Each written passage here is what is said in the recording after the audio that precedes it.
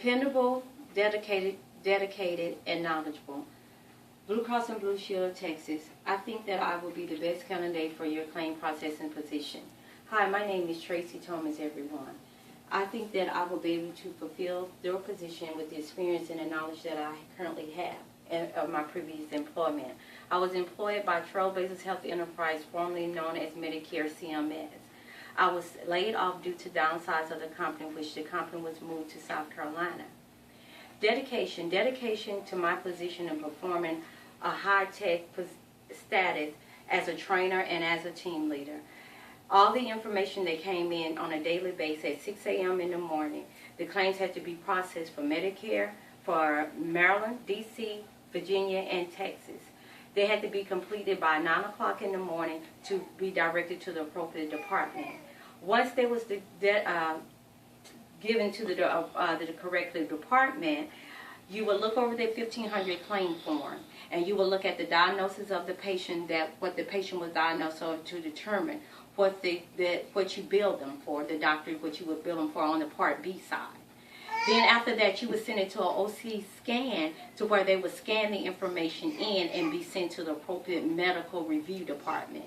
Once it was sent to the medical review department, then you would send it to the finance department, to where you would print the checks out and they will be submitted to the beneficiary. If that was a co-pay, that was refunded back to them on the EOB, from the EOB that the doctor had filed for them. On the Part A side of it, that's outpatient, that's inpatient for a hospital status. Hospital status, they will file, if you went into a hospital on Part A, they will file those claims as being a Medicare patient for you.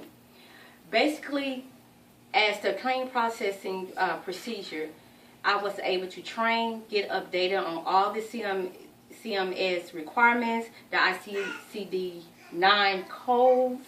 I would build them accordingly to how they was presented to us.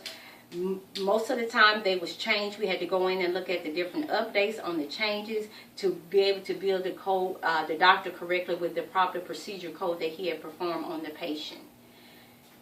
After that, I went to beneficiary department and customer service department, where I trained on incoming calls from the beneficiaries that had any problems regarding the EOB. I would explain the EOB from the beginning to the end, to what they co-pay was, what they was responsible for as they co-pay, and what the doctor was going to receive from Medicare as getting paid.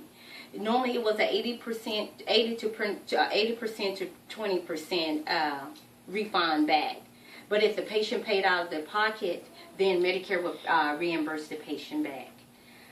Okay, after that, I was in the provider department. I served as a trainer in the provider enrollment department. That's where a provider would fill out a form to become a participating provider in the state of Texas. In order to be a Medicare, you had to have a provider number. And that provider number had to go through certain criteria to see if the doctor met those requirements. If the doctor met the requirements, we would issue a number, and they was able then to start taking Medicare patients and billing Medicare to get paid for the service that they have rendered to their patient. After that, we was able to provide enrollment facilities like home health care. We was able to bill for home health care. Blue Cross and Blue Shield, I think that I am the best candidate for this position. I feel that I have the experience and the knowledge, and most of all, the stability in the medical field, serving as 15 years as a claim processor, as a trainer, and as a team leader. I would greatly appreciate it if you would take me in and show you that I'm well qualified for this. I know that I'm qualified for this position, and I hope that you choose me as being your best candidate for this position as your new claim processor.